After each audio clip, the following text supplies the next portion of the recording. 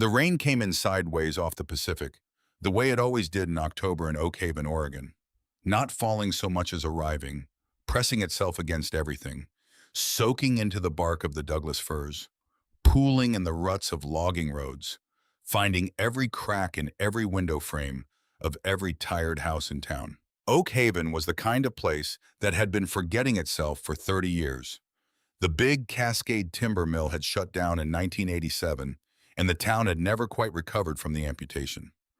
What remained was a grid of rain-darkened streets, a post office, two bars, a diner on the interstate, a middle school that smelled of mildew and burnt coffee, and about 4,000 people who had stayed because leaving required a kind of energy. The town seemed to drain right out of you. Eli Carver had been born here. He had never been anywhere else.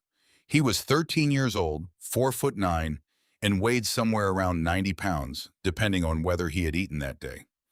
He had his mother's dark eyes and his absent father's slight frame, and he moved through the hallways of Oak Haven Middle School the way water moves around a stone, quiet, unnoticed, finding the path of least resistance. He was not the kind of invisible that comes from being shy. He was the kind of invisible that comes from learning, very early, that being seen carries a cost. His mother, Diane Carver, worked the breakfast and dinner shifts at Kellerman's Diner out on Interstate 5, 6 days a week. She left the house before 6 in the morning and came home after 9 at night, smelling of bacon grease and coffee, her feet swollen in her waitress shoes. She was 36 years old and looked 45. She loved Eli the way people love things they are terrified of losing, fiercely, exhaustingly, and sometimes from a distance that neither of them could quite close. Eli had been making his own breakfast since he was 9. He had been navigating the brutal social architecture of Oak Haven Middle School entirely on his own for longer than that. The house on Sycamore Street where they lived was a rental. 2 bedrooms, a bathroom with a slow drain, a kitchen where one of the burners on the stove had stopped working 2 winters ago, and neither of them had gotten around to calling the landlord, because the landlord was the kind of man who made the calling of him feel like an imposition. Eli kept the house as clean as he could manage. He took out the trash on Tuesdays. He stacked the mail on the kitchen counter in a way that separated bills from everything else, which was a system he had developed at 11 when he had found a past due notice on the electrical account that Diane hadn't opened. He did not consider any of this remarkable. It was simply the structure of his days, and he had built it carefully and maintained it with the quiet competence of a person who understood that structures exist to protect you, and that if you don't build them yourself, no one else will do it for you. The school sat on Birch Street, a 2-story brick building with aluminum window frames that rattled in the wind. It had 340 students, a rotating cast of underpaid teachers, and one principal named Everett Stahl, who had been there so long he had become part of the building itself, institutional, immovable, and primarily concerned with the smooth management of paperwork. And it had Garrett Pruitt. Garrett was in 8th grade, 14 years old, and built like something assembled for a specific and unpleasant purpose. He was 6 feet tall, broad across the shoulders, with a jaw like a cinder block, and pale eyes that held the particular emptiness of someone who had never once been told no and believed the universe to be personally organized for his convenience. He was not the smartest person in the school. He did not need to be. What Garrett had was size, cruelty, and the impenetrable social armor of a boy whose father sat on the Oak Haven school board and had personally donated the new gymnasium scoreboard. Douglas Pruitt ran Pruitt Logging and Land, the second largest private timber operation in the county. He drove a black F350, wore Wranglers with a crease ironed into them, and attended school board meetings with the quiet authority of a man who understood that money, distributed carefully and consistently, was more effective than any argument. He had raised his son in his own image, the image of a man for whom consequences were things that happened to other people. Garrett had a small court. Kyle Marsh and Devin Page ran beside him the way small fish run beside something larger, feeding off the wake. They laughed when Garrett laughed. They stood where Garrett stood. They said nothing when Garrett said nothing. Their primary function was audience, and they performed it faithfully. Eli had been on Garrett's radar since the first week of 7th grade, when he had made the mistake of correctly answering a question in Mr. Alderman's science class that Garrett had answered wrong. It was a small thing, a question about the composition of the atmosphere.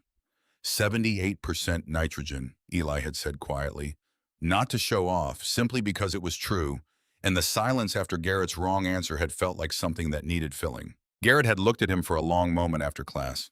That was all. Just looked. But Eli had felt it the way you feel a change in barometric pressure.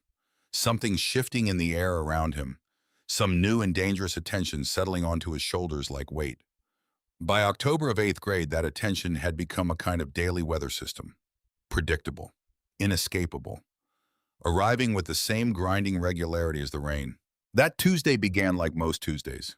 Eli's alarm went off at 5:45. He dressed in the dark, jeans, a gray long-sleeve shirt, his one good hoodie. He ate cereal standing at the kitchen counter because the table was covered in Diane's nursing school applications, forms she had been filling out slowly, one page at a time, on the nights she had enough left in her after the diner shift. He washed his bowl, packed his backpack, checked that his asthma inhaler was in the front pocket, and walked to school in the rain. He arrived before most of the other students, which was by design. The empty hallways were safer.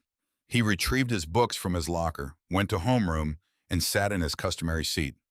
Third row, second from the window, close enough to the door to leave quickly. By 9 in the morning, Garrett Pruitt had already been watching him for 40 minutes. It happened at lunch. The cafeteria at Oak Haven Middle was a low-ceilinged room that amplified everything. The scrape of chairs, the clatter of trays, the compressed roar of 300 kids talking.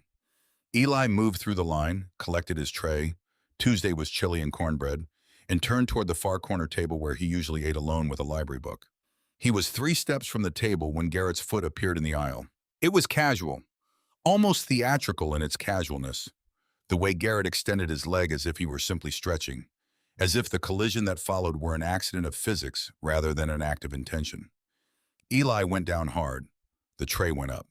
Chili and cornbread came down across the front of his gray shirt, across his jeans, across the floor around him.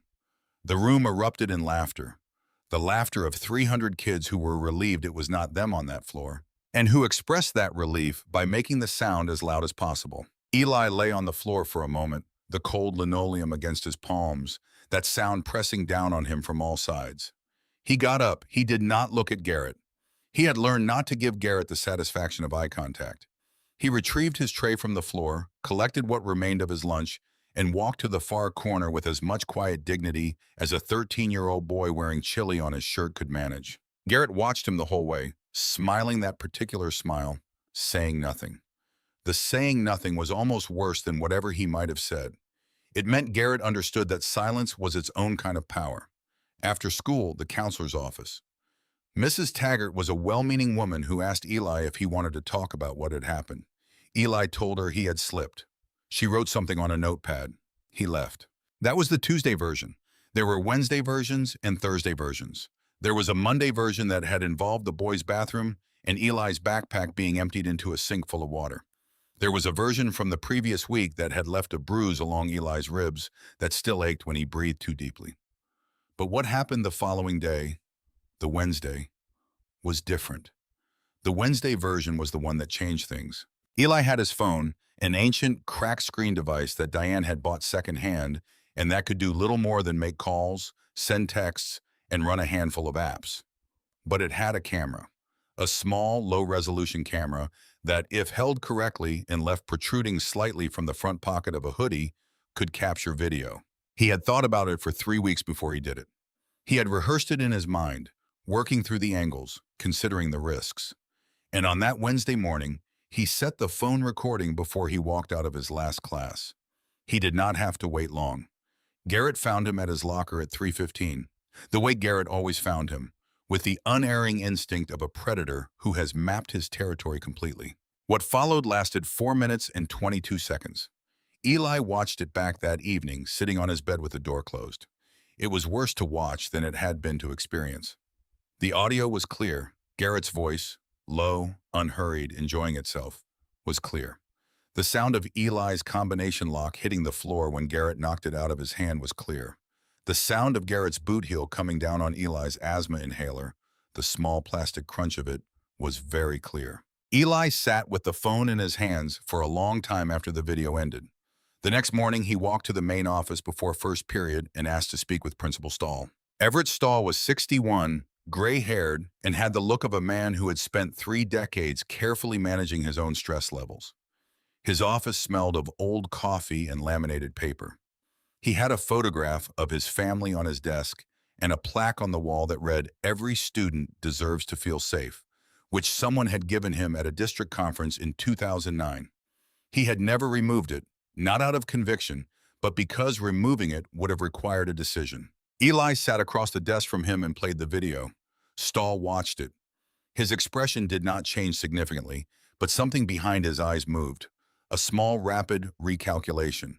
He asked Eli a few questions. He told Eli that he took this very seriously.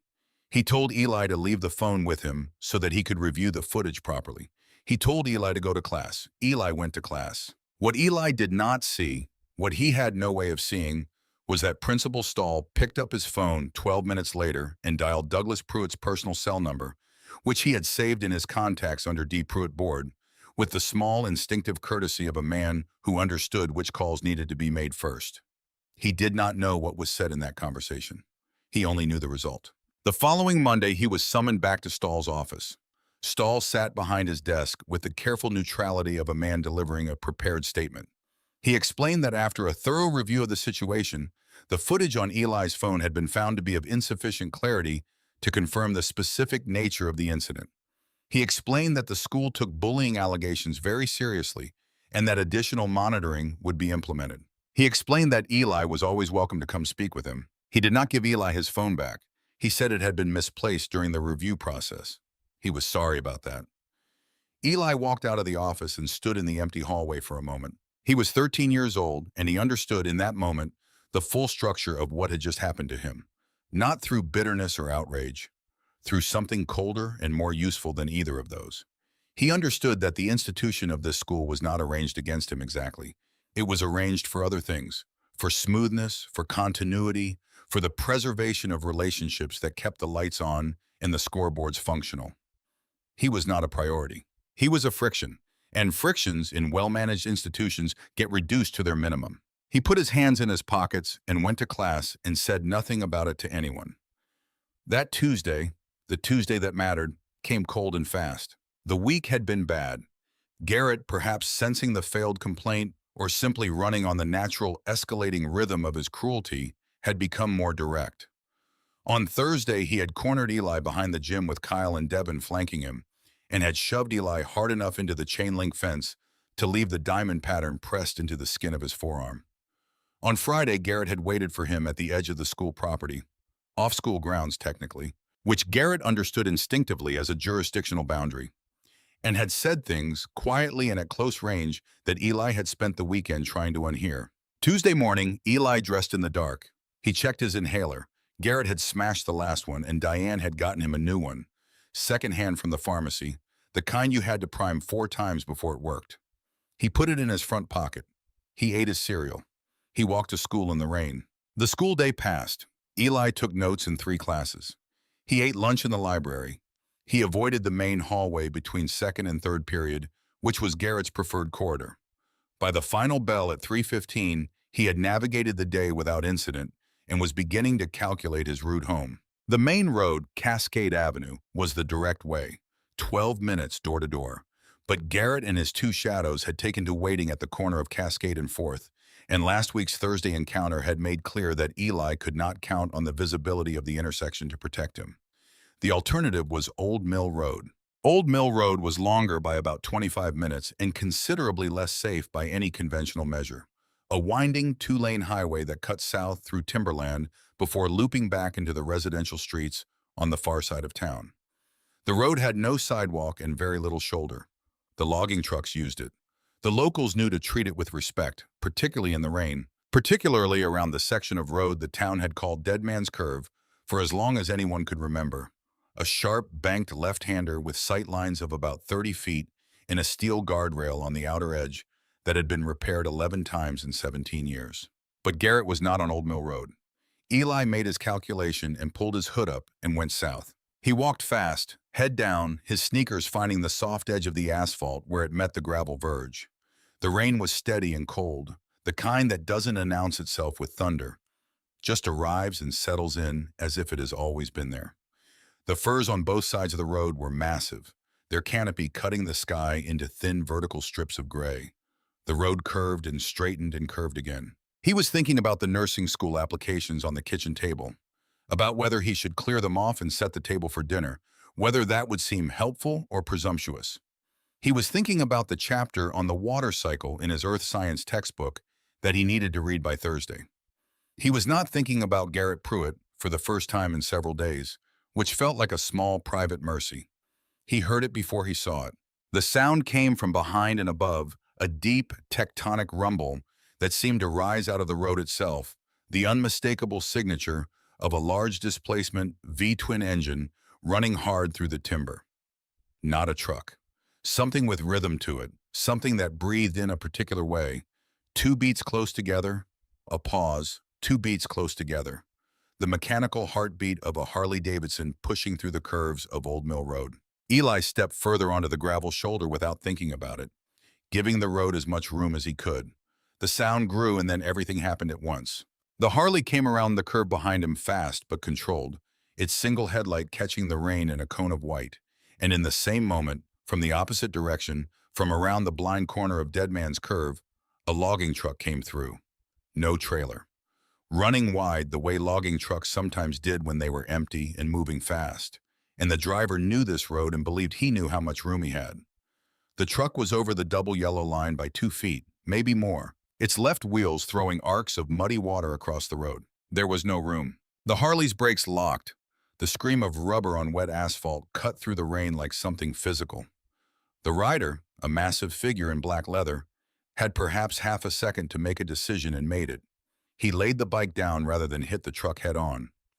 The Harley went sideways across the asphalt, sparks cascading from the engine guard, and the truck clipped it. Not a full impact, just a glancing blow from the front corner of the cab.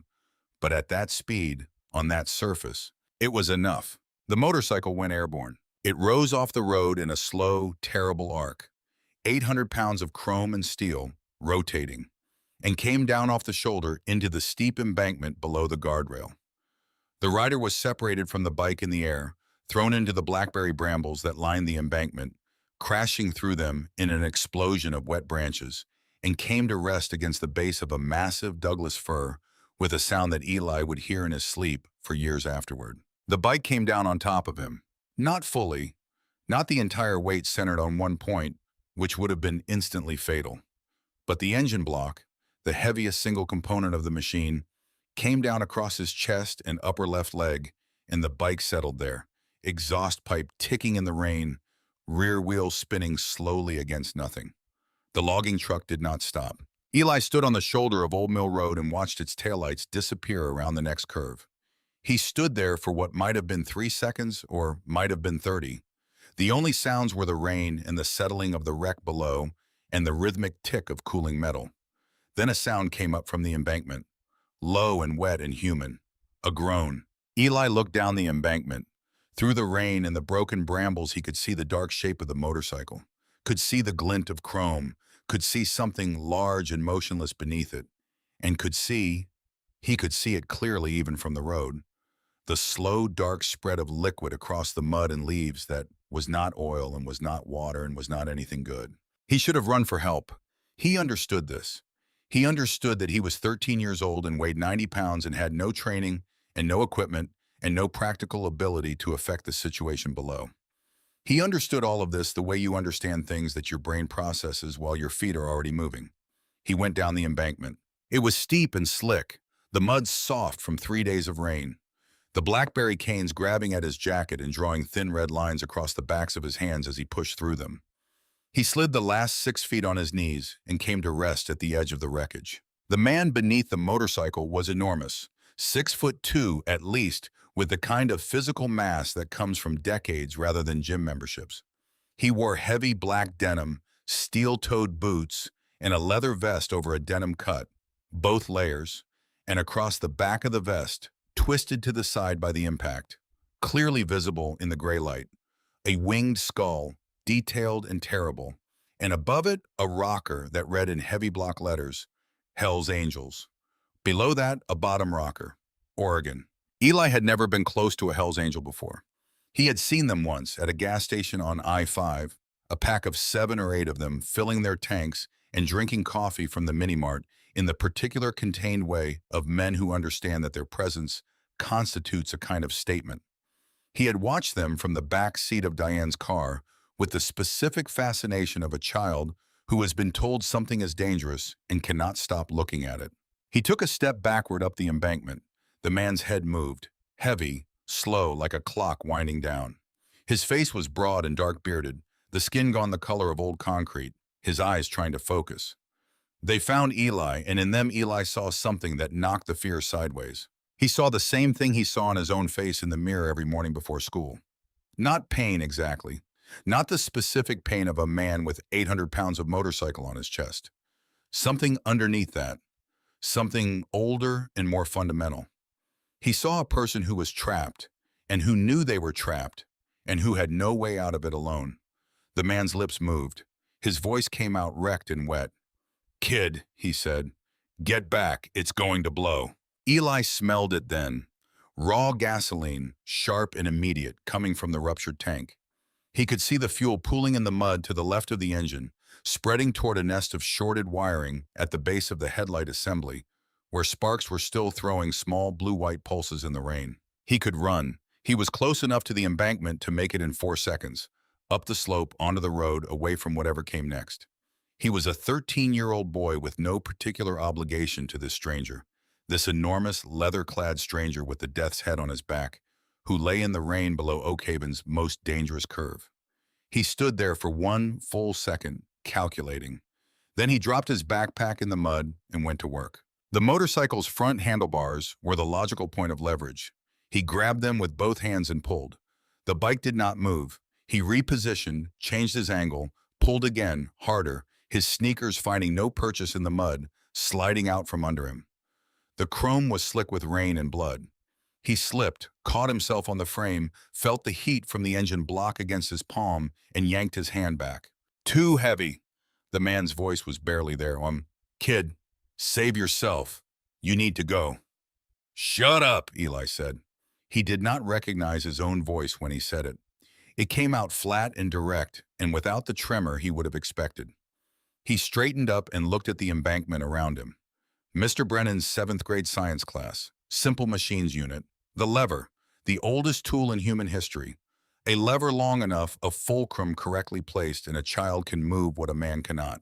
He found the fence post 15 feet up the embankment, half buried in the brush, a treated 4x4, heavy and solid, probably washed down from the timber property above during last winter's floods. He grabbed it and pulled, and it came free from the mud with a sucking sound. He dragged it down to the wreck, his sneakers sliding on the wet slope, his hands raw and burning. The fulcrum took another 30 seconds to locate. A flat river rock, dense and wide, approximately the right height. He kicked it out of the mud and positioned it against the engine block on the uphill side, then shoved the end of the fence post underneath the frame of the Harley, using the gap where the engine met the lower frame rail. He had to work the post in by hand, digging his fingers into the mud to guide the end of the timber, the heat from the engine block inches from his knuckles. He repositioned the fence post over the rock, checked the angle. The geometry was either right or it wasn't, and he would know in approximately 2 seconds. Then he walked to the far end of the post, took a breath, and threw his entire 90 pounds onto it. The wood flexed, the mud shifted, the motorcycle moved. Not much, not dramatically, but it moved. The engine block rising fractionally off the man's chest. "Pull yourself out," Eli said, his voice cracking. His arms were shaking. His feet had found a small ridge of packed earth and were pressed against it. Every muscle in his body committed to the single task of keeping the lever depressed. "Now, pull yourself out right now." The man moved. It was slow and it was terrible to watch. Massive hands digging into the mud, body dragging backward 1 agonizing inch at a time. His face a controlled mask over what must have been extraordinary pain. The broken left leg dragged behind him at an angle that told Eli more than he wanted to know. When his chest cleared the engine block, the fence post gave way. The crack was loud enough to echo off the firs. The Harley slammed back into the mud with a concussive thud, burying the engine block exactly where the man's chest had been seconds before. The shock of it ran up through the earth, and Eli felt it in his feet. He collapsed backward, sitting in the mud, lungs heaving. But the blood. He had not fully registered it until now. The man's left thigh, the leg that had been pinned beneath the auxiliary frame, was producing blood in a way that was not the slow seep of a normal wound. It was pulsing, dark and rhythmic, pushing out in small surges that matched the man's heartbeat, spreading rapidly through the denim and pooling in the mud beneath him. Eli had seen enough television, had retained enough from the health class unit on first aid to know what a pulsing arterial bleed looked like and what it meant in terms of time. He reached for his backpack and found the canvas shoulder strap. He unclipped it from the bag, a long, heavy strip of woven nylon, 3 feet at least. He moved to the man's side and worked the strap around the upper thigh, above the source of the bleeding, his hands shaking but moving. He tied the knot and looked around for a stick, found one, thumb thick, dry enough, solid, and worked it under the knot. He twisted. The man's back arched off the mud. A sound came out of him that was not a scream exactly, but occupied the same register. Raw and involuntary, the sound of a body communicating the outer limit of what it could absorb. Eli did not stop. He kept twisting, the stick rotating, the canvas strap cutting deeper into the massive thigh, and he watched the pulsing blood slow to a seep and then to almost nothing. He tied off the stick against the leg with the trailing end of the strap, locking it in place. Then he sat back in the mud and breathed. The man lay flat on his back, staring up at the rain coming down through the pine canopy. His breathing was labored but regular. His color was bad, that concrete gray, the color of shock. But his eyes were open, and they turned to find Eli. They stayed there for a moment, just looking. "Who did that to your face?" His voice was almost nothing, a rough whisper, but the words were clear. Eli had forgotten about his face. The bruising along his jaw from Thursday's fence encounter, the split at the corner of his lip, reopened that morning when he had yawned too wide. "I fell," Eli said. The man's eyes did not move from his face. "I know what a fist looks like," the man said. Eli said nothing. "What's your name?" Eli.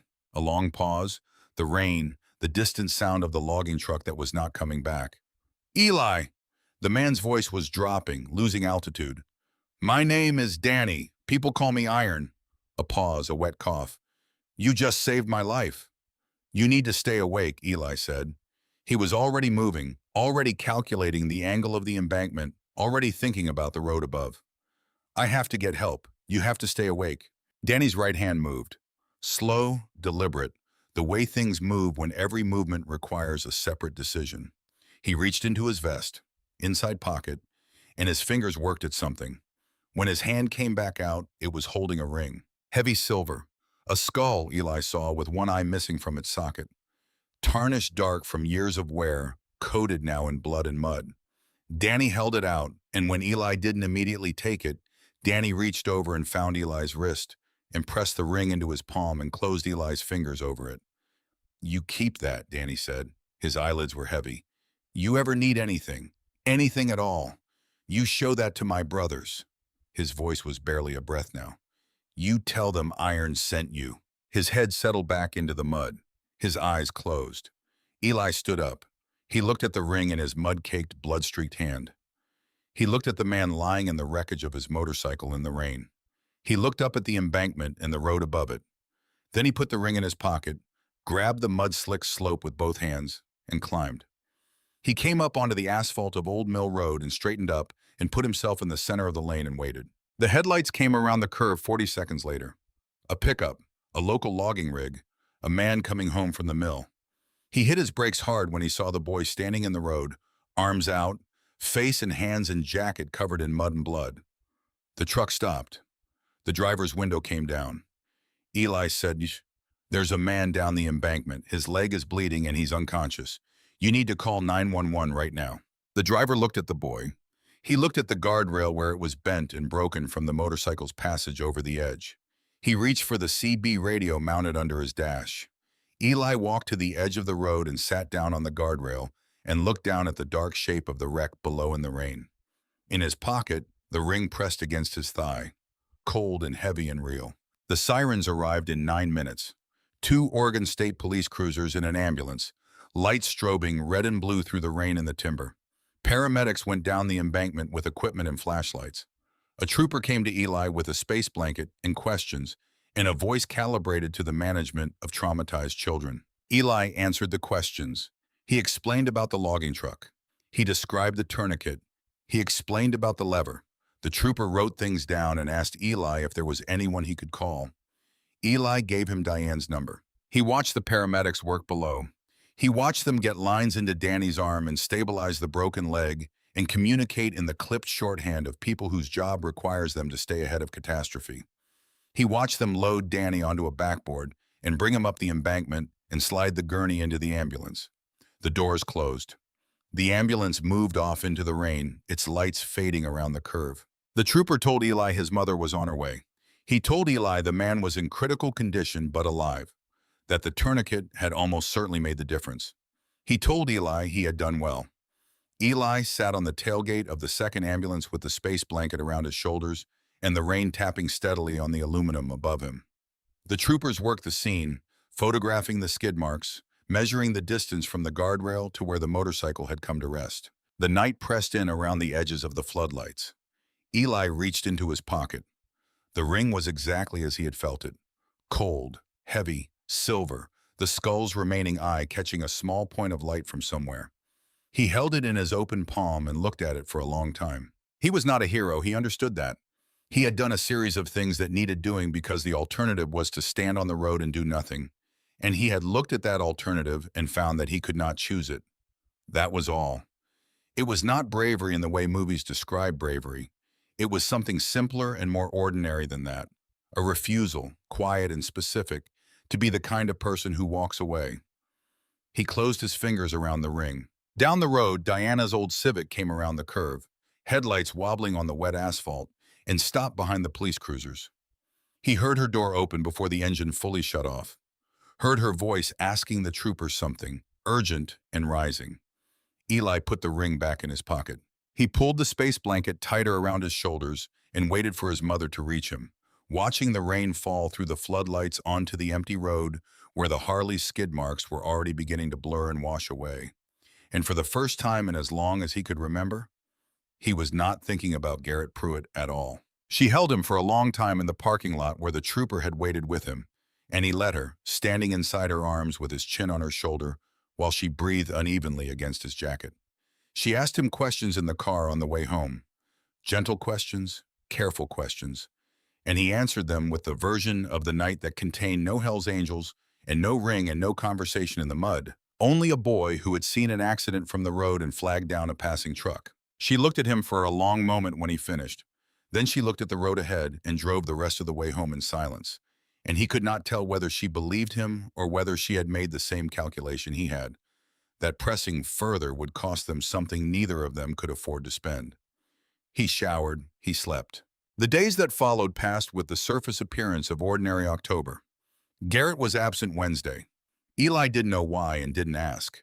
That single-day absence registered as a loosening in his chest, a slight easing of the constant low-grade vigilance he carried through the halls like a second backpack.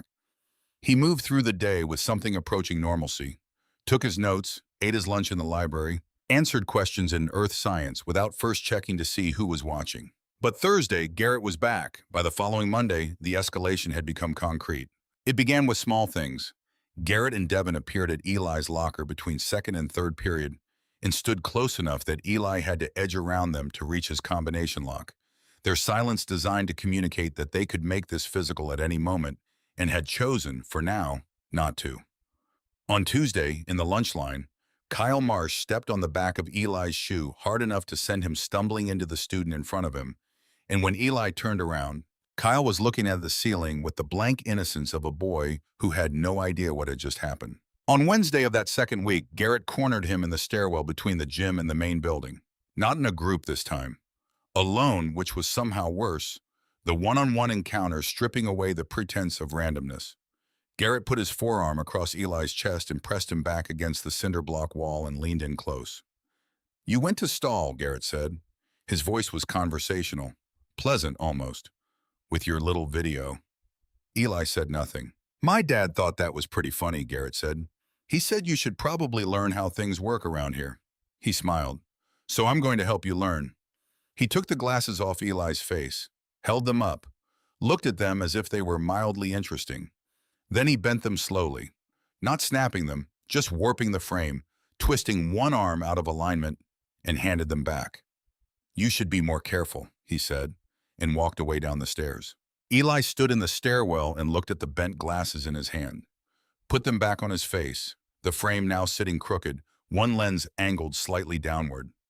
He went to class. That evening, Diane found him at the kitchen table with the glasses in front of him, trying to straighten the frame with a butter knife. She didn't say anything at first. She sat down across from him and watched him work. Then she reached over and took the glasses gently from his hands and looked at them. And when she looked up at him, her expression had the particular controlled quality of a person keeping something at a very low temperature. "Eli," she said. "It was an accident," he said. She looked at him for a long moment. Then she set the glasses down and folded her hands on the table. "I'm going to call the school tomorrow," she said. "Mom, I'm calling," she said. Not loudly, just finally.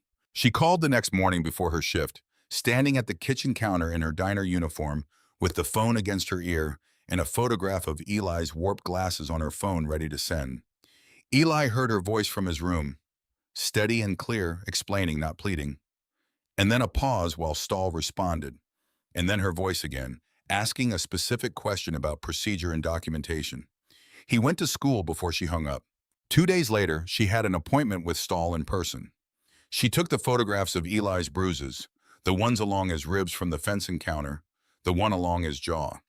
She took the photograph of the glasses. She sat across Stahl's desk and laid them out in a row and spoke in the voice of a woman who had been doing things alone for a long time and had learned that the only way to get anything done in this world was to be absolutely precise about what you wanted and what you expected to happen. Stahl listened. He nodded. He told her that he took this very seriously. He told her he would initiate a formal review process. He told her that the district had a zero-tolerance policy on harassment and that this policy would be enforced without exception. He called Douglas Pruitt from his desk phone approximately 40 minutes after she left his office. Eli never knew exactly what was said in that call. He knew the outcome. 3 days after the meeting, Diane received a letter on school district letterhead. Not from Stahl directly, but from the district's legal department, a man named Hargrove whose signature was neat and practiced, informing her that a thorough internal review of the situation had been completed and that the evidence available did not support a formal disciplinary finding at this time. The letter noted that the district remained committed to student safety and encouraged Diane to continue communicating with school administration. It was a very clean letter. Every word in it had been chosen for what it did not say. Diane sat at the kitchen table after dinner and read it twice. She set it down face up. Eli sat across from her and watched her face. She was not crying, but there was something behind her eyes. Not defeat exactly, but the specific exhaustion of someone who has used up a particular resource and does not yet know where more of it will come from. "We'll figure something out," she said, to the letter or to Eli or to both of them. Eli nodded. He went to his room and sat on the edge of his bed and reached into his jacket pocket and held the ring without taking it out. Just wrapped his hand around it, feeling the weight and the shape of it, the ridges of the skull's carved eye socket against his palm. The third week was worse than the second. Garrett had received some signal from the encounter with Stahl. Not an explicit message, perhaps, but the kind of signal that power sends to itself when the machinery has been tested and found to be working correctly. He became bolder, more public. The incidents moved back into open spaces. The cafeteria, the courtyard, the stretch of sidewalk between the main building and the gym. On Monday of the third week, Garrett tripped Eli in the cafeteria again. Same move, same casual extension of the leg. Eli went down the same way, the tray going up, the food coming down. This time the tables around them barely looked up. No eruption of laughter, just the cafeteria noise continuing without interruption, the scrape of chairs, the clatter of trays. No one stopped eating. That indifference, Eli found, was somehow worse than the laughter had been. Cruelty at least acknowledged him. Indifference was a different thing entirely. Indifference was erasure. This time Eli got up and looked directly at Garrett. Garrett met his eyes and smiled.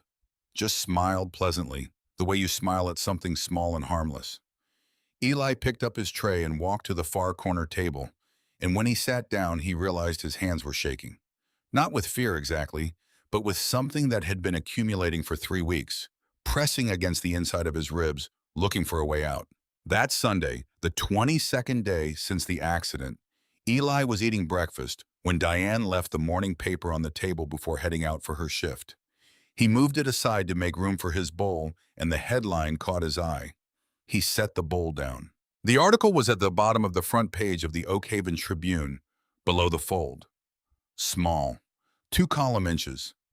The kind of article newspapers run when the facts are limited and the reporter is working from a police statement and a hospital media release. Local man survives Highway 9 crash.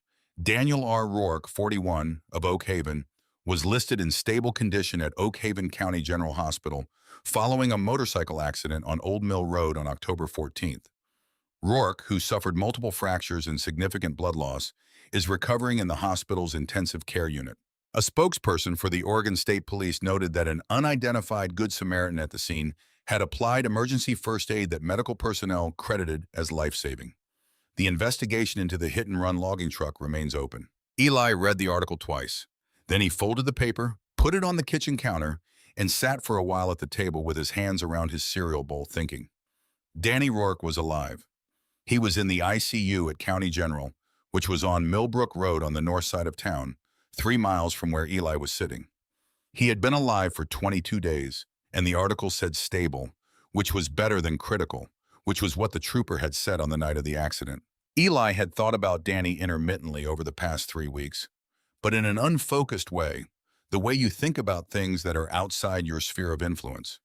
He had assumed, without fully examining the assumption, that Danny was either dead or recovering in some world entirely separate from Eli's, that the transaction between them on the embankment had been complete in itself, a closed loop.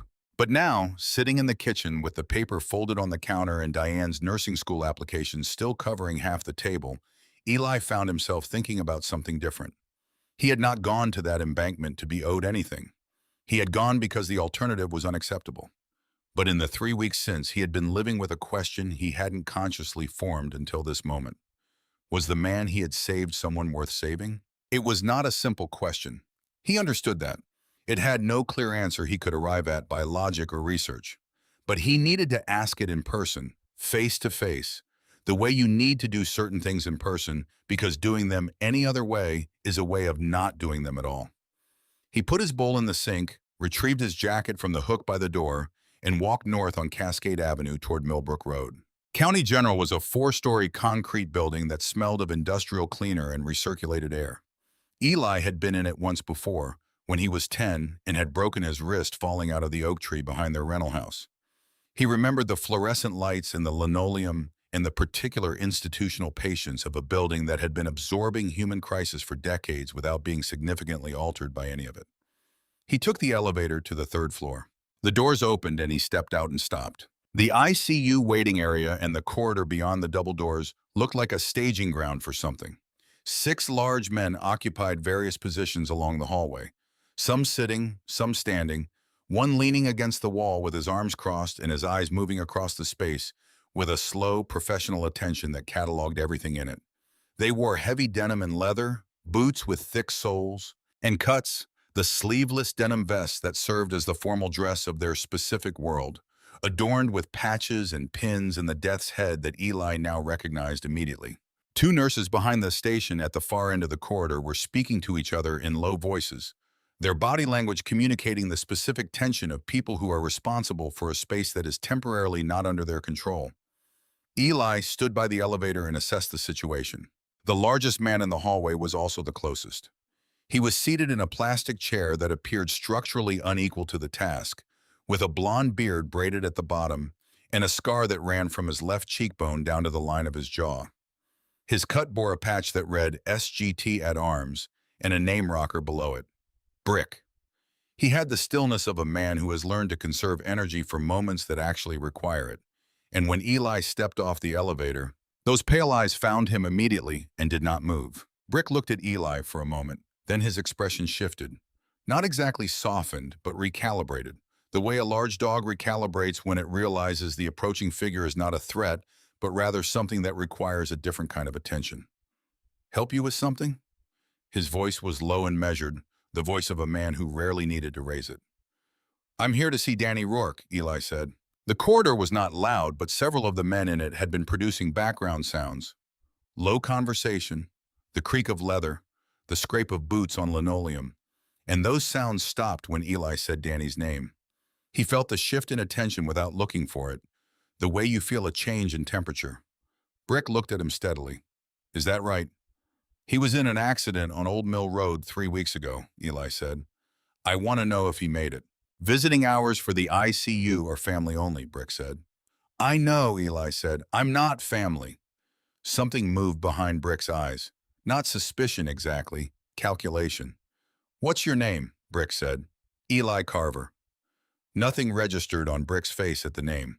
Eli had not expected it to. He reached into the inside pocket of his jacket and withdrew the ring. He held it out in his open palm. Brick looked at it. He looked at it for a long time without moving, without changing expression, and the corridor was entirely silent. Then he leaned forward from the plastic chair and took the ring from Eli's palm with 2 fingers and turned it over, examining it carefully. He looked at the skull, the missing eye, the specific wear pattern in the silver, the places where decades of wear had burnished the raised surfaces bright and left the recesses dark. He turned it back and placed it in Eli's hand. He looked at Eli's face. He looked at the bruise along Eli's jaw, faded now to a greenish yellow at its edges. Tell me exactly how that tourniquet was tied, Brick said. The knot, the stick, all of it. Eli told him, precisely. The backpack strap, the branch, the direction he twisted, how many rotations before the blood slowed, how he secured the stick at the end so it wouldn't unwind. He used the right words because they were the only words he had for what he had done, and the specificity of them, the technical accuracy of a 13-year-old describing arterial pressure management in correct sequence without hesitation, was the thing that settled it. Brick stood up. When he was standing, the difference in scale between him and Eli was almost abstract, something mathematical rather than physical. He looked at Eli for another moment. Come with me, he said. He walked down the corridor and the other men tracked them, but did not move, a studied nonchalance that Eli understood was not casual but deliberate. Brick pushed open the door to room 312 and held it. Eli walked in. The room was the standard dimensions of an ICU room, which is to say it was not large, and Danny Rourke occupied it the way large men occupy small spaces, not uncomfortably, but with an awareness of his own dimensions that expressed itself in the careful arrangement of his limbs. His left leg was elevated and encased in a white fiberglass cast fitted with external metal rods along its length. His chest was wrapped in bandages visible above the hospital gown. There were 2 IVs running into his right arm, an oximeter clip on his index finger, and monitors at his bedside producing the steady green arithmetic of a body doing the ongoing work of staying alive. His eyes were open. They found Eli immediately, and something in them shifted. Not surprise exactly. Something closer to recognition.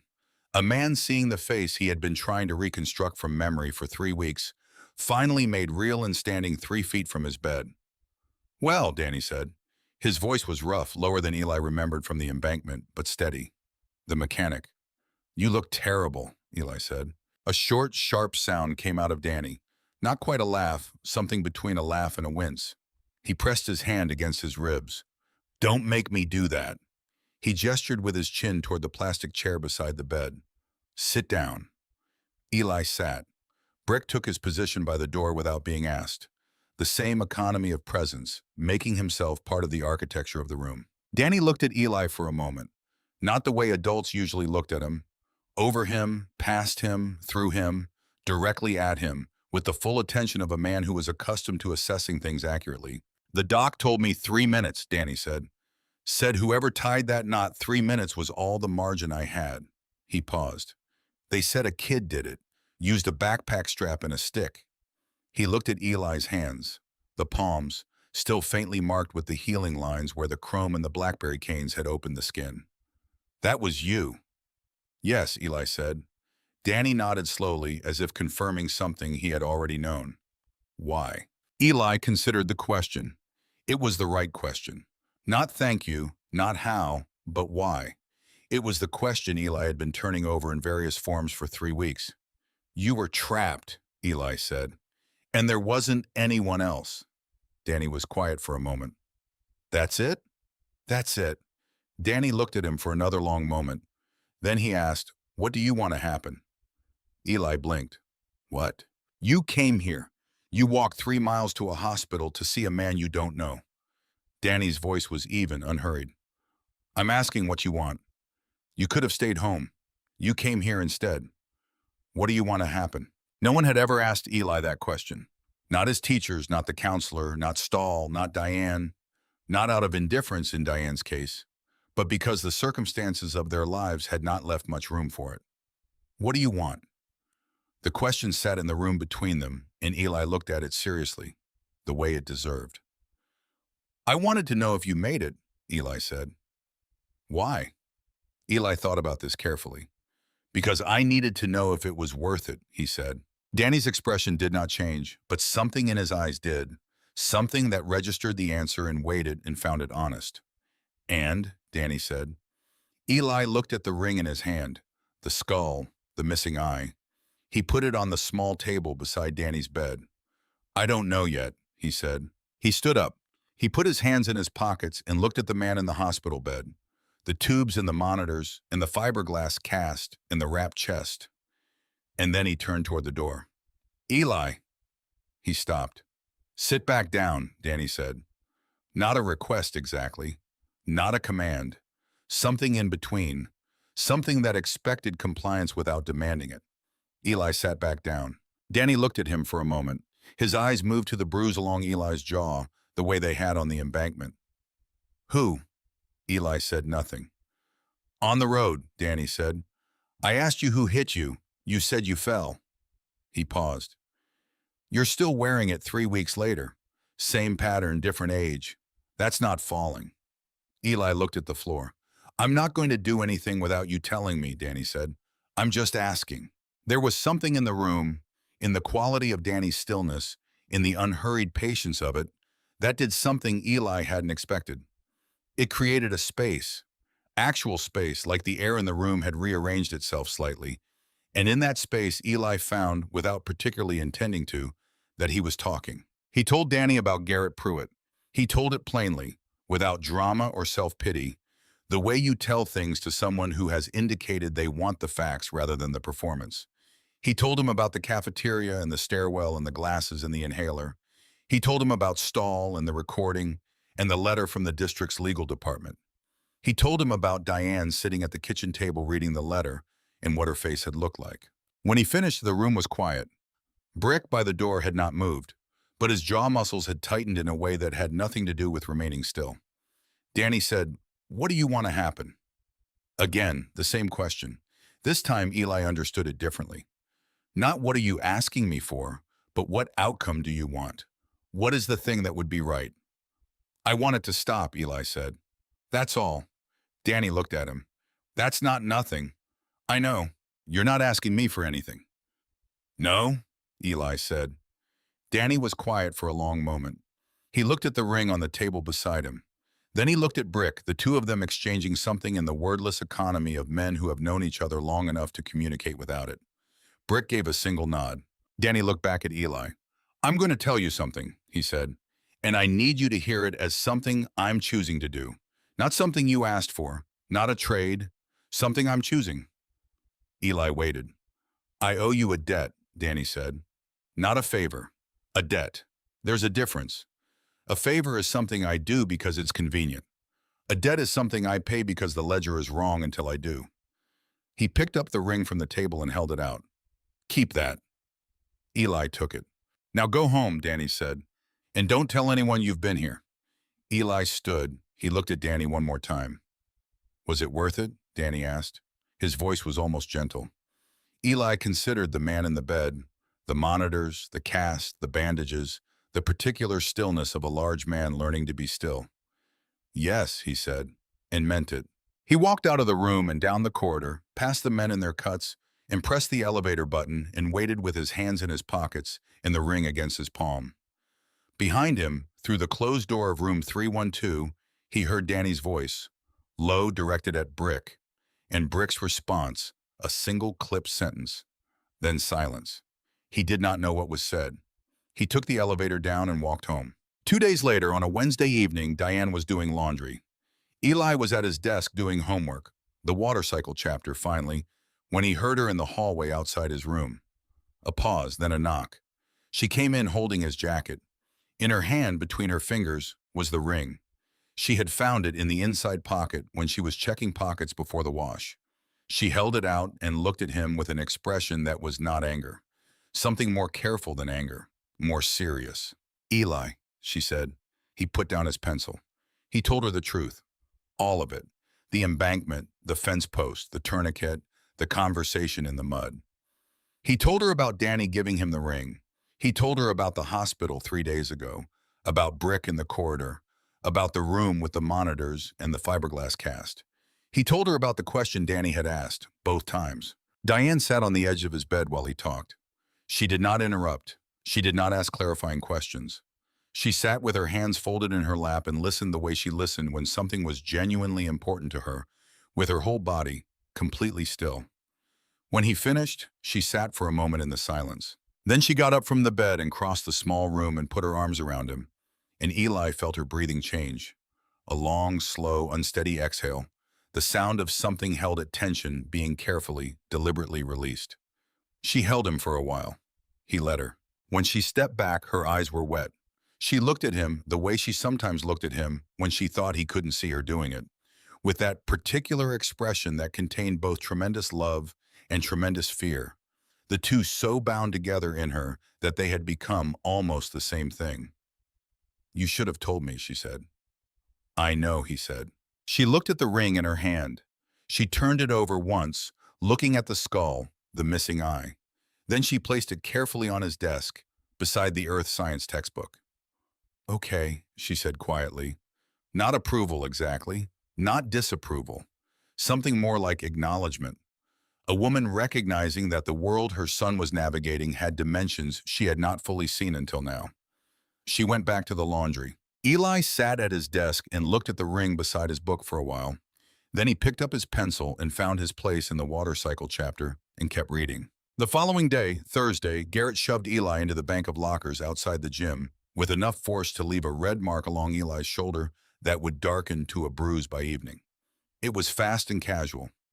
Over in 3 seconds, Garrett and Devin walking on without breaking stride. Garrett saying something to Devin that made Devin laugh. Eli straightened up, adjusted his bag, and went to gym class. That same Thursday afternoon in room 312 at County General, Brick set his phone on the tray table beside Danny's lunch and showed Danny a photograph. Brick had not taken the photograph himself. He had pulled it from the traffic monitoring archive that the county maintained on the highway. Footage from a camera mounted on a power pole at the intersection of Old Mill and Route 9. Footage that the state police investigators had apparently not examined because they were looking for the logging truck, not for vehicles parked at the scene. The frame was grainy and taken from distance, but the plate on the black F350 was clear enough, and the shape of the man standing beside it, standing at the edge of the road above the embankment, looking down at the lights of the emergency response below, at the ambulance, at the troopers, at the small boy sitting on the tailgate with a space blanket around his shoulders. That shape was clear enough too. Time stamped 8:47 p.m., 11 minutes after the 911 call. 14 minutes before the first cruiser arrived. Douglas Pruitt had been there. He had watched the whole thing from the road. He had seen Eli, he had seen the ambulance, and then he had gotten back into his truck and driven away before the police arrived. Danny looked at the photograph for a long time without speaking. "He stood there," Brick said. "Watched from the road, left before the cops came." Danny said nothing. "He knew a kid was down there," Brick said. "Alone." Danny handed the phone back. He looked out the window at the Oregon evening, the rain on the glass, the distant tree line, the lights of the town beginning to come on in the early dark. He was quiet for long enough that Brick said nothing either, understanding that this particular silence was one that needed to complete itself. Then Danny looked away from the window. "Call everyone," he said. His voice was quiet, absolutely level. "All charters, Portland, Seattle, Boise, Spokane." He paused. Irons calling in his markers. Brick looked at him. "All of them." "All of them," Danny said. Brick nodded once. He put the phone in his pocket and walked to the door. He paused with his hand on the frame and looked back. "Friday?" he said. Danny turned his head and looked out the window at the Oregon night. The rain on the glass, the distant tree line, the particular darkness of a timber country town that shuts itself down early and completely. Friday, he said. Brick walked out into the corridor and the door swung shut behind him. A moment later, the first call was made, and then the next and the next, rippling outward across the Pacific Northwest like something dropped into still water. Circles expanding in all directions from a single point in a hospital room in a forgetting town in the Oregon rain. Eli was not there. Eli was at his desk on Sycamore Street, his earth science textbook open in front of him, the ring sitting at the corner of the desk catching the lamplight, his pencil moving steadily through the margin of his notes. He did not know what was coming. He did not know that 300 engines were about to be started on his behalf. He did not know that men he had never met in cities he had never been to were picking up phones because a man in a hospital bed had said his name. He did not know any of it. He only knew that the ring was on his desk, and that for reasons he could not have fully explained, its presence there felt like something. Not safety. He understood that safety was not the kind of thing that came from rings or from men in hospital beds. Something else. Something harder to name. The sense that there was a weight on the other side of the scale now. Something real and solid that had not been there 3 weeks ago. He closed his textbook. He put his pencil down. He turned off the desk lamp and lay in the dark and listened to the rain on his window, and after a while he slept. Garrett Pruitt woke up that Friday morning at 6:15, the same time he woke up every morning, because Douglas Pruitt ran a household on schedule and had raised his son to understand that discipline in small things was the foundation of power in large ones. He showered. He dressed in the jeans and flannel that were the standard uniform of Oak Haven male adolescents. He came downstairs to find Douglas already at the kitchen table with his coffee and his phone, scrolling through something with the focused attention of a man who managed multiple things simultaneously and considered this a virtue. His mother, Karen, was at the counter making eggs. The kitchen smelled of coffee and butter in the particular domestic normalcy of a family that had never had serious cause to question its own arrangements. Douglas looked up when Garrett came in, asked him how the week had been. Garrett said fine. Douglas asked about the math test on Thursday. Garrett said he thought he did okay. Douglas nodded with the satisfied brevity of a man whose son was performing adequately and who had other things to attend to. Karen put eggs in front of both of them, and they ate. At 7:40, Douglas backed the black F350 out of the garage and drove Garrett to school. He stopped at the curb in front of Oak Haven Middle, the truck idling with the low authority of a vehicle that cost more than most of the families in this town made in a year. Garrett grabbed his bag and got out. Douglas said, "Have a good day." Garrett said, "Yeah." The truck moved off down Birch Street. Garrett looked at the school building and felt the comfortable weight of his own certainty settle over him like a coat. Today was Friday. He had plans for today. He had told Devin and Kyle on Thursday afternoon, in the specific casual way that made clear it was not a suggestion, that Friday was going to be the day they finished the thing with Eli Carver. 3 weeks of escalation had produced no meaningful consequence. The letter from the district had made that clear enough. Stahl had made that clear enough. The Carver woman had made noise, and the noise had gone nowhere. The way noise always went nowhere when it ran up against the particular gravity of the Pruitt name in this town. He crossed the courtyard toward the front steps and found Devin and Kyle already there, sitting on the retaining wall with the practiced ease of boys who understood their position in the social architecture of this place.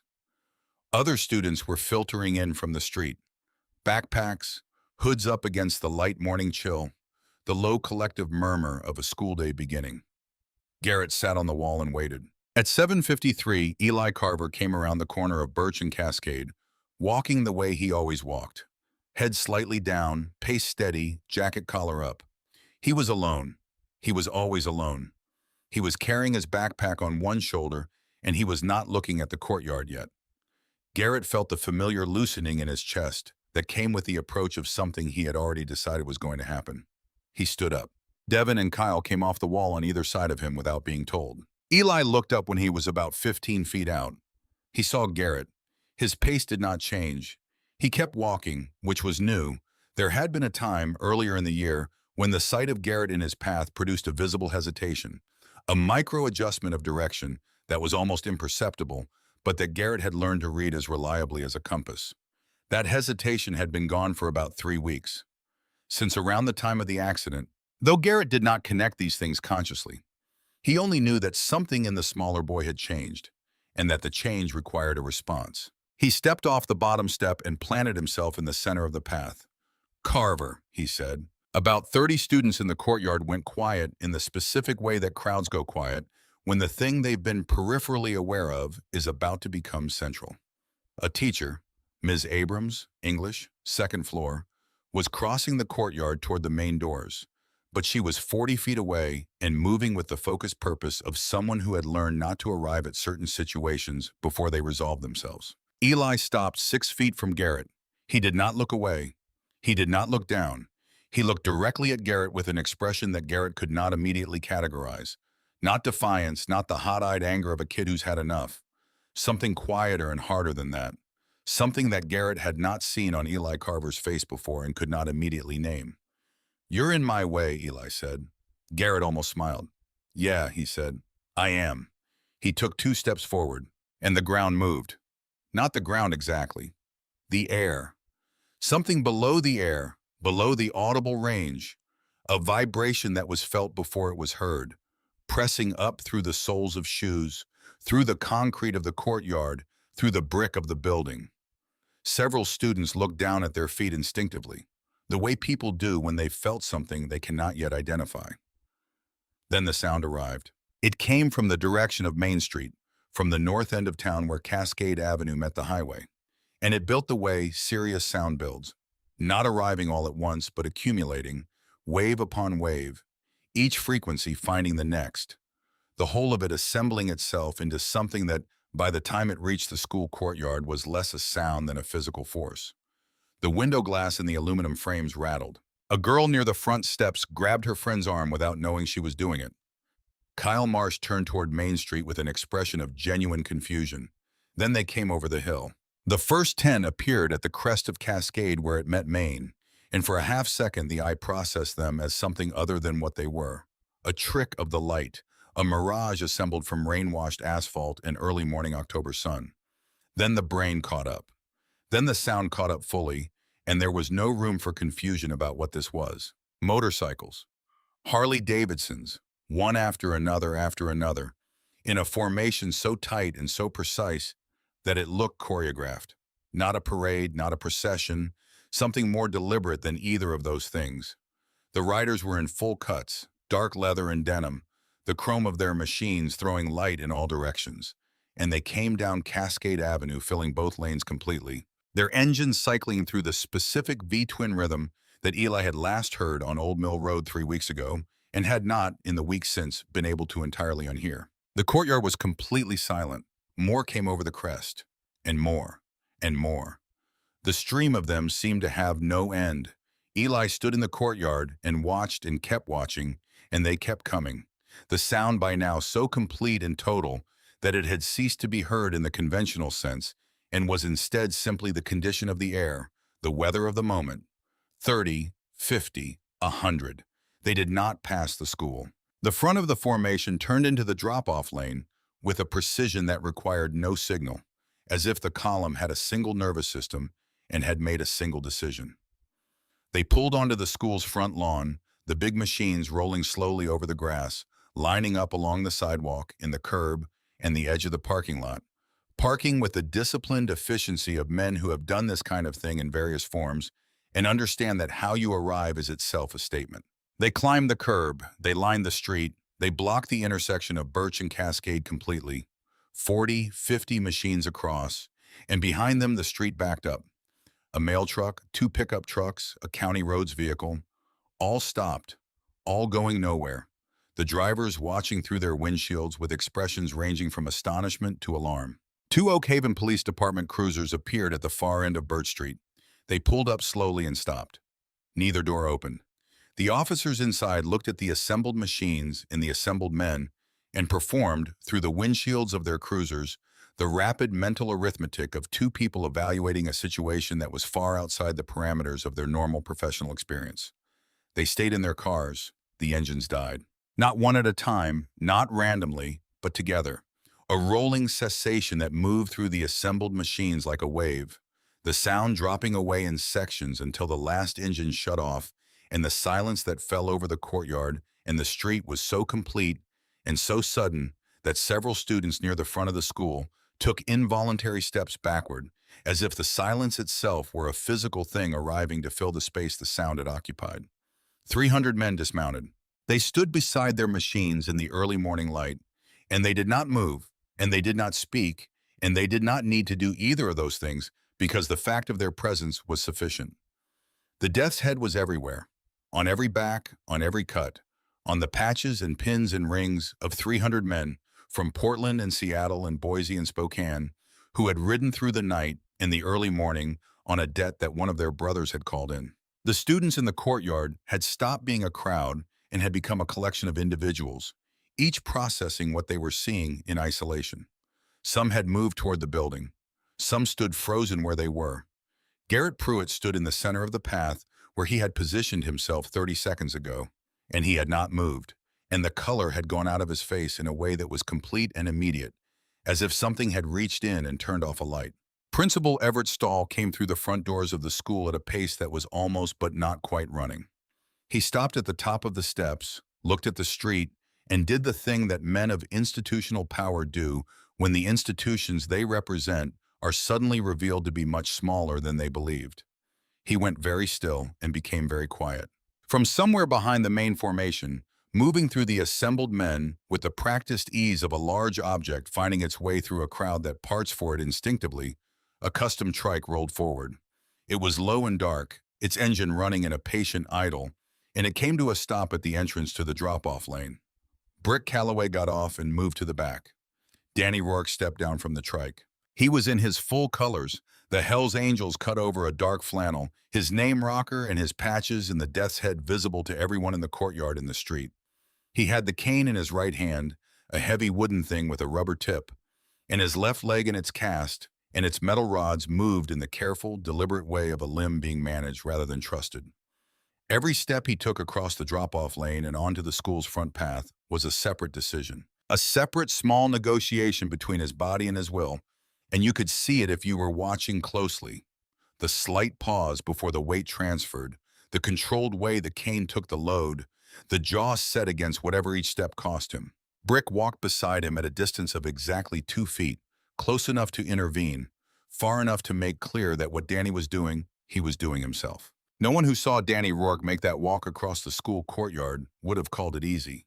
Every person watching understood, without being told, that each step was a choice being made against pain, and that the choice was being made for a specific reason, and that the reason was somewhere ahead of him in this courtyard. That understanding, the comprehension of what it meant for a man in a walking cast to cross that concrete under his own power, moved through the crowd of watching students and teachers like a current, quiet and undeniable. The students in the path between the drop-off lane and the retaining wall moved. Not because anyone told them to. There was no instruction, no gesture, no raised voice. They simply moved, clearing a path through the courtyard to the retaining wall and the boy who stood in front of it. Danny walked through the cleared space. He walked past Ms. Abrams, who had stopped completely and was standing with her gradebook pressed to her chest. He walked past the flagpole and the bench where the 8th graders ate lunch on warm days. He walked with the unhurried directness of a man who had only one destination and a clear line to it. His cane finding the pavement, his breath controlled, his eyes fixed on the retaining wall ahead. He stopped in front of Garrett Pruitt. Garrett was not small. At 14, he was 6 feet tall and broad, and had never in his life experienced a moment in which his physical size was not an advantage. But Danny Rourke, even broken and casted and leaning on a cane in front of a middle school on a Friday morning, occupied space in a way that had nothing to do with physical dimensions. He had the specific gravity of a man who had been genuinely dangerous for a long time and had arrived at a point in his life where he no longer needed to prove it. He looked at Garrett Pruitt for a moment without saying anything. Garrett's throat moved. His hands, which had been loose at his sides, had closed into fists and then opened again and then closed again. Devin Page had taken 3 steps backward and was no longer beside him. Kyle Marsh had simply ceased to be anywhere near the situation. Danny spoke. "You're Garrett," he said. "Heat." His voice was not raised. It was not theatrical. It was the same quiet, level voice that Eli had heard in room 312, the voice of a man who had learned decades ago that volume is for people who aren't sure they're being taken seriously. Garrett nodded. One short, mechanical dip of the chin. Danny turned his head slowly, taking in the courtyard, the assembled students, the teachers on the steps, Stahl standing at the top with his hands clasped in front of him. Then his eyes found Eli. Eli was standing at the edge of the cleared path, 10 feet from the retaining wall, still holding his backpack strap. He had not moved since the engines died. He was not sure precisely that he was breathing. Danny raised one hand, not a wave, a gesture, a single extended finger pointing at Eli, deliberate and clear, visible to everyone in the courtyard. "That boy," Danny said. His voice carried in the silence the way voices carry in genuinely quiet spaces. Not because he projected it, but because there was nothing competing with it. "Is my brother." He let that sit. "He saved my life. On Old Mill Road 3 weeks ago, in the rain alone, with a fence post and a backpack strap."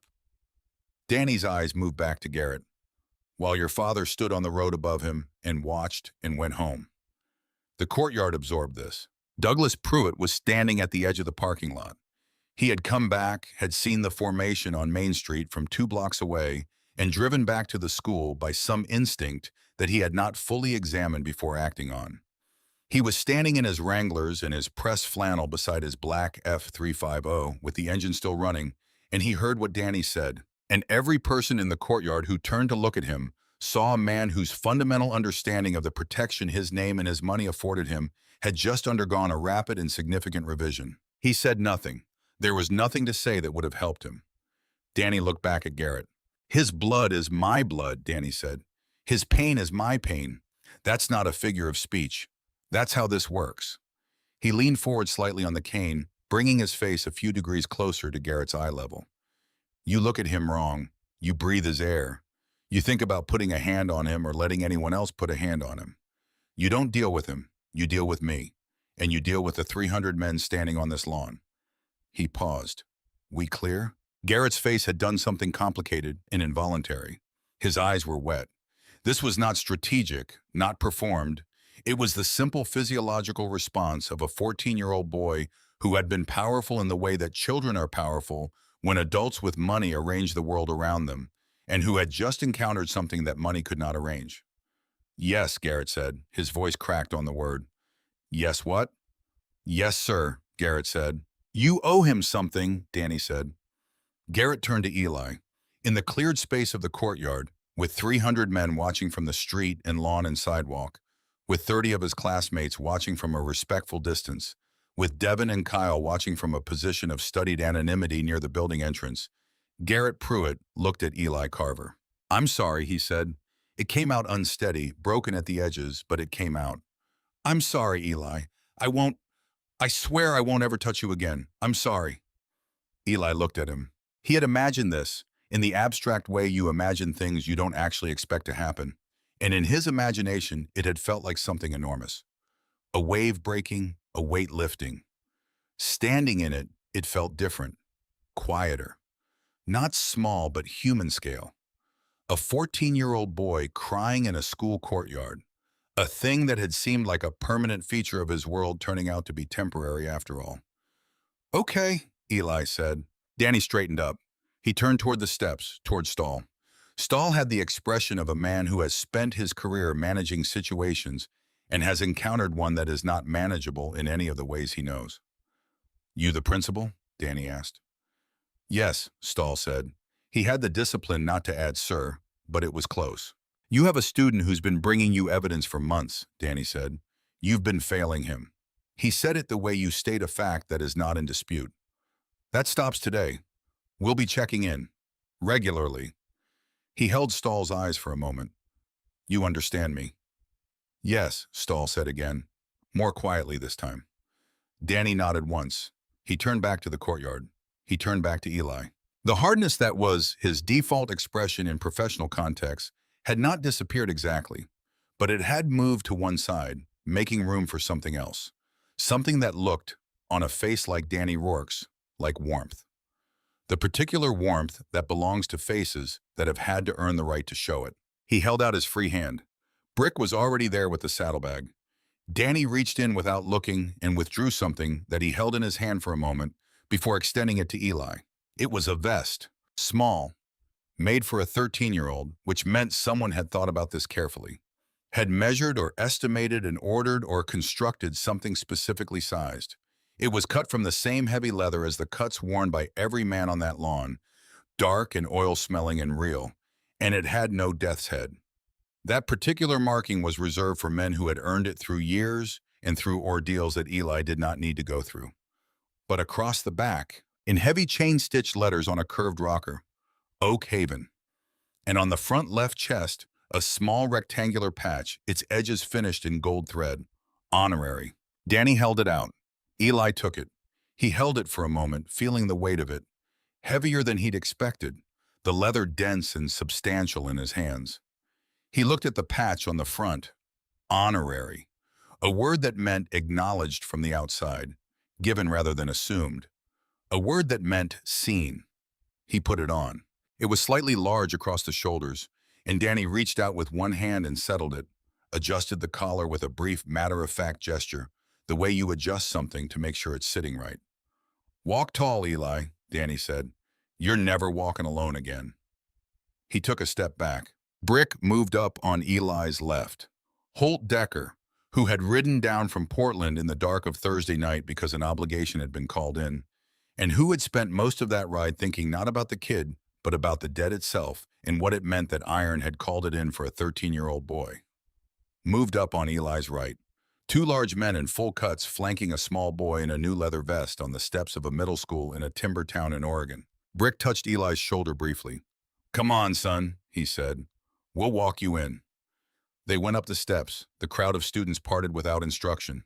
Eli walked between Brick and Holt through the front doors of Oak Haven Middle School, and behind him, through the glass, he could see the courtyard and the street and the 300 men standing beside their machines in the morning light.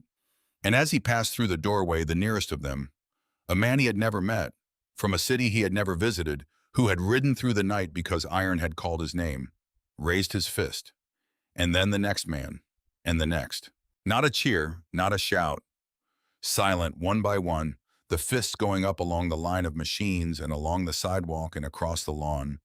300 raised fists in the morning quiet, directed at the back of a boy walking through a school door in an oversized leather vest. And the gesture was so complete and so without performance that it was, in its way, the most serious thing that had happened in Oak Haven in a very long time. The doors swung shut. In the parking lot, Diane Carver stood beside her old Civic with her keys in her hand. She had not planned to be here. She had been on her way to the early shift at Kellerman's, had turned onto Birch Street and found it blocked by police cruisers and a traffic backup that stretched 3 blocks. And she had pulled over and gotten out to see what was happening and had watched the last of the formation park and the engines die and Danny Rourke walk across the school courtyard on his cane. She had watched from the parking lot because her legs had stopped working properly somewhere around the moment she counted 30 motorcycles and understood that the number was going to be considerably higher than 30. She had heard what Danny said. His voice had carried. She was standing with her keys pressed hard enough into her palm that they left marks, and her eyes were full in a way that she was not going to be able to manage for much longer. And she was watching the doors through which her son had just walked when someone appeared at her elbow. Holt Decker had come back out through a side door.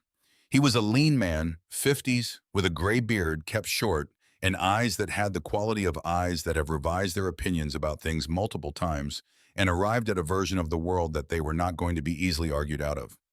He had been the one in the group 3 weeks ago in Portland who had said he wasn't sure about this when Brick had relayed the call. Not because he doubted Danny's judgment, but because he had wanted to understand what they were actually doing before he got on his bike in the middle of the night. He understood now. He stood beside Diane and did not say anything for a moment. They both looked at the school doors. Then he reached into the inside pocket of his cut and took out a folded piece of newspaper. He had cut it from the Oak Haven Tribune the day Brick had shown Danny the photograph, had folded it and put it in his pocket because he thought it might be needed, and had carried it from Portland to Oak Haven through the night. He held it out to her. She took it, unfolded it, read it.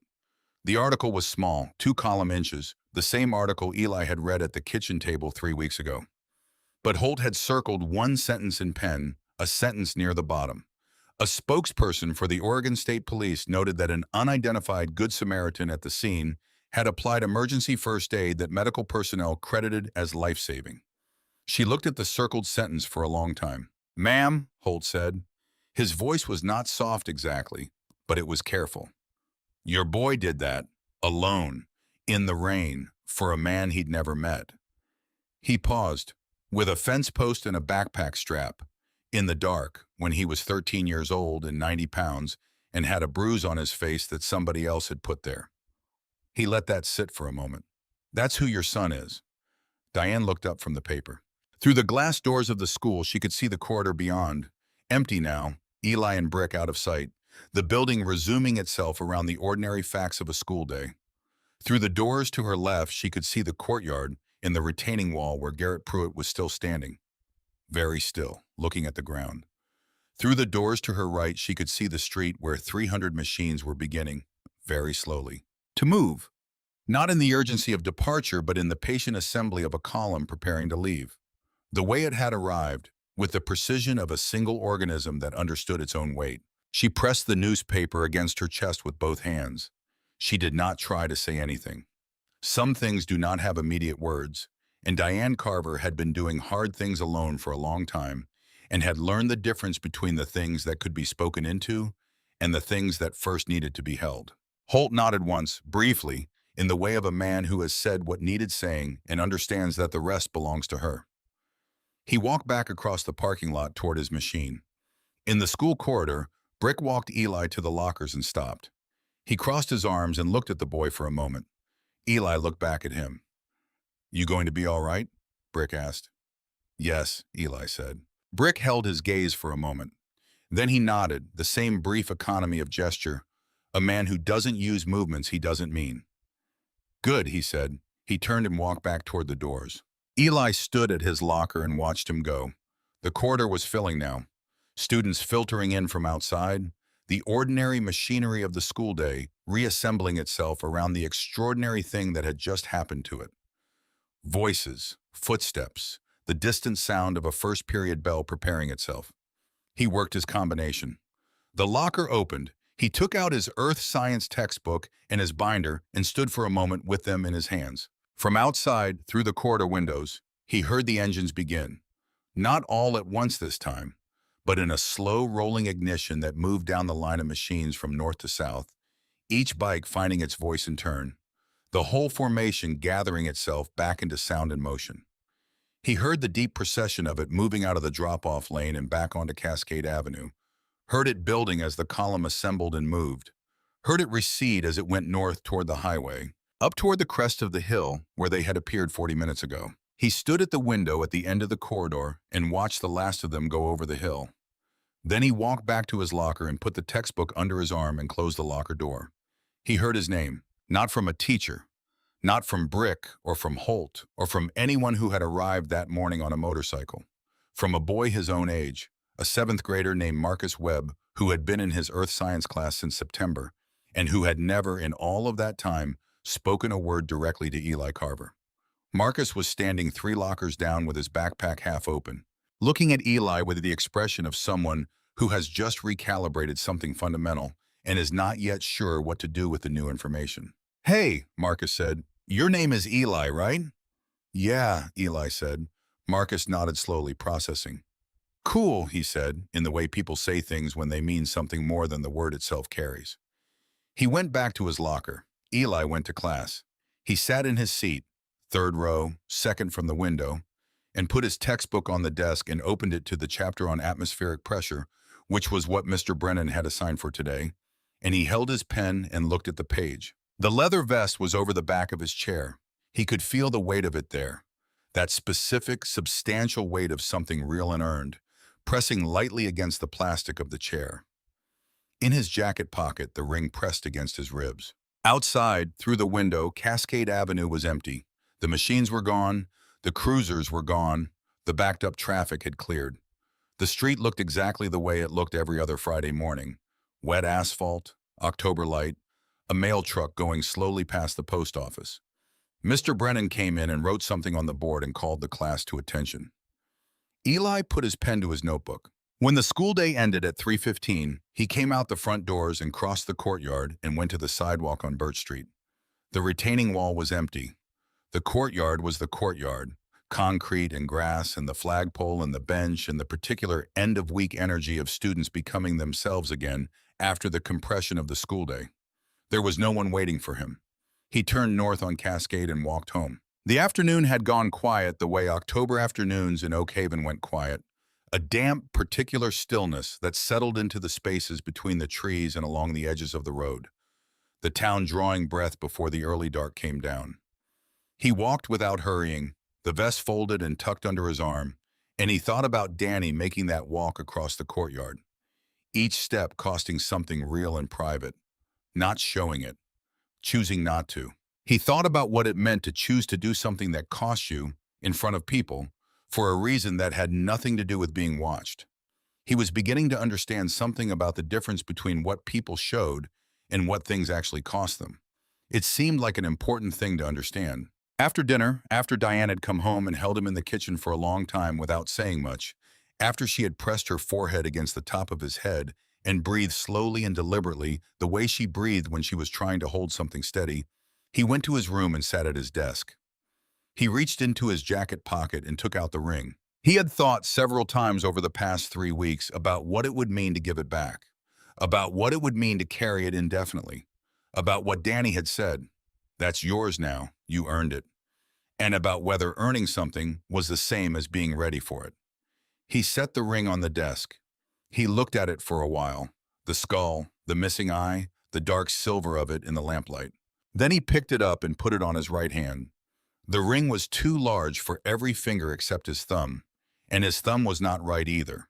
It spun loose, too wide, sitting at the base of his thumb and rotating whenever he moved his hand. He would grow into it. He understood this, in the same way he was beginning to understand other things, that time moved in one direction only, that who you were at any given moment was not a fixed condition, that the world contained people and forces and possibilities that were not visible from inside the ordinary arrangements of a school day in a forgetting town in the rain. He set the ring back on the desk. He opened his earth science textbook. He found his page. Outside his window, the October evening was settling into the specific dark of the Pacific Northwest. Dense and complete, the kind of dark that comes down out of the timber and the clouds together and makes the lit windows of houses look small and particular, each one a separate decision to stay warm and stay put against the size of the surrounding world. He read, he took notes. The pen moved steadily across the page. The ring sat at the corner of his desk and caught the lamplight. The skull's single remaining eye pointed toward the window and the dark beyond it and whatever was out there in the world that Eli Carver had not yet seen, but was no longer afraid to look for.